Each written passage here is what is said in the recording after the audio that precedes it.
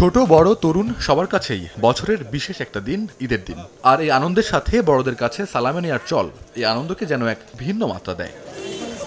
তবে দিন বদলেছে কদম বুছি করে সালামি আদায় করার চল এবং আদায়ের পদ্ধতিও। প্রযুক্তির ছোঁয়া লেগেছে সালামিতেও। কয়েক বছর থেকেই তরুণদের মধ্যে ব্যাপক জনপ্রিয়তা পেয়েছে বিকাশে ডিজিটাল সালামির এই রীতি। আমরা যেহেতু ভার্সিটি স্টুডেন্ট, সেই ক্ষেত্রে আমরা আমাদের সিনিয়রদের সহজেই ঈদের শুভেচ্ছা জানিয়ে তারা আমাদের বিকাশের মাধ্যমে ঈদের সালামিটা দিচ্ছে। এটা খুবই ভালো।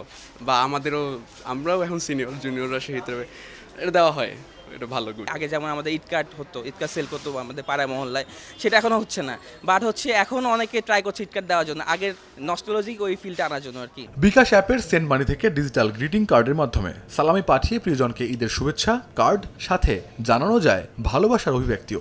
দেখা যায় অনেকে দূরে আছে, সেই ক্ষেত্রে সালামি আমাদের যাদের দিতে হচ্ছে কিংবা আমরা যারা চাওয়ার ক্ষেত্রে, সেই ক্ষেত্রে এটা আমার হচ্ছে টাইম কনজিউমিং, প্লাস হচ্ছে আমার সময়টা সেভ করতেছে, আমার সম্পর্কটা ভালো থাকতেছে। ঈদ আনন্দটা সবার মাধ্যমে আসলে শেয়ার হচ্ছে। দেশে প্রথমবারের মতো বিকাশের এমন উদ্যোগ তরুণ সমাজে বেশ প্রশংসিত হয়। চাইলে কাছের মানুষের সালামির সাথে পাঠানো গ্রিটিংস কার্ড সামাজিক যোগাযোগ মাধ্যমে শেয়ার করে স্মৃতি ধরে রাখতে পারেন তারা। বিকাশই একমাত্র তাদের প্ল্যাটফর্মে ঈদ সালামি বলে একটি সেবা যুক্ত করেছে এবং সেখানে সেন্ড মানি করার মাধ্যমে প্রিয়জনের কাছে ঈদি বা সালামি পাঠানো যাচ্ছে, আর সঙ্গে যোগ করা যাচ্ছে একটা মেসেজ, একটা গ্রিটিংস।